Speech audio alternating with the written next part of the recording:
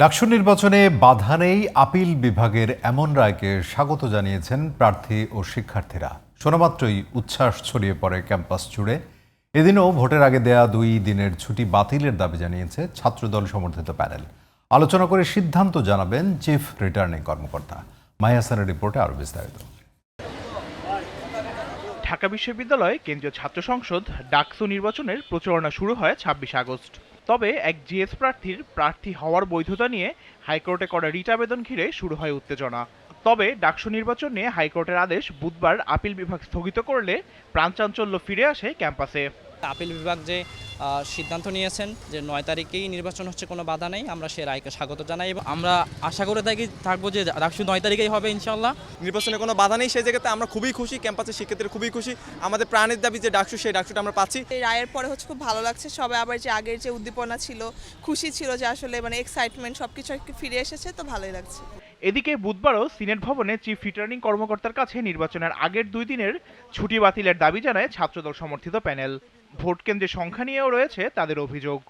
ঢাকা বিশ্ববিদ্যালয়ের সকল শিক্ষার্থীবৃন্দ এই নির্বাচনে অত্যন্ত আনন্দের সাথে যে বহুল প্রতীক্ষিত আমাদের ডাকসু নির্বাচন, সেই নির্বাচনে ভোট দিতে আসে, সেই পরিবেশটা যেন সুষ্ঠু থাকে। বিকেলে মধুর ক্যান্টিনের সামনে সংবাদ সম্মেলন করে একই দাবি জানায় বৈষম্য বিরোধী শিক্ষার্থী সংসদ। তারা বলছে একটি বিশেষ পক্ষকে সুবিধা দিতে নারী ভোটারদের অনুৎসাহিত করছে প্রশাসন। শিক্ষার্থীর যে ভোট কেন্দ্র সেটা দূরবর্তী জায়গায় কিংবা তাদের যে সুযোগ সুবিধার বাইরে নিয়ে গিয়ে ভোট কেন্দ্র দেওয়ার কারণে শিক্ষার্থীদেরকে ভোটের প্রতি নিরুৎসাহিত করতেছেন। প্রায় একই সময়ে এক সংবাদ সম্মেলনে চিফ রিটার্নিং কর্মকর্তা জানান সাইবার বুলিং বন্ধে টাস্কফোর্স দ্রুত ব্যবস্থা নেবে। পাশাপাশি প্রতিটি কেন্দ্রে সিসি ক্যামেরা স্থাপন করা হবে। আমরা আমাদের পূর্বে 500টা বুথে ভোট নেওয়ার কথা ছিল, 8টা কেন্দ্রে 500টা বুথ হবে, সেখানে আমরা বাড়িয়ে 710টা করেছি। আমরা প্রতি ভোটারের জন্য 8 মিনিট সময় রেখেছি 40,000-এর মতো ভোটার ধরে। আপনারা জানেন 100% ভোট কখনো কাউন্ট হয় না, তারপরে আমরা ধরেছি।